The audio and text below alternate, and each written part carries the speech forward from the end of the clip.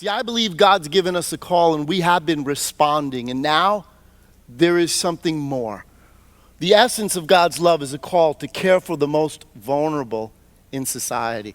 This is the good news. This communicates the gospel. Why? Because what is the gospel?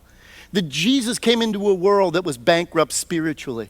And the brokenness of life had created a whole society of injustice and alienation and people being marginalized and separated first from God, but being left to the conditions that sin wrought on earth.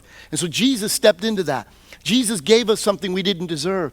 He expressed a love for us that was so great that we could never ever pay it back, but it would motivate us to be able to do what he left for us to do. Why? Because Jesus' one command for us was to love like he loved. This is how we were to be known to the world. And how does the love of God operate? The Bible tells us this, that God so loved who? The world.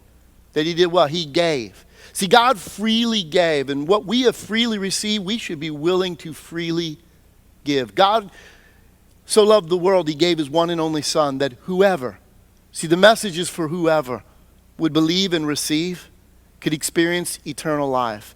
And what is eternal life? Jesus told us, eternal life is to know God and Jesus Christ, whom he has sent. And so, what does it mean to know God? It's to know what God likes, what he delights in, to understand where his heart is to know him, is to want to serve him, to please him, to be in unity with his will and plan. Because God has invited us in to being the channels on which he works through to produce his will in the earth.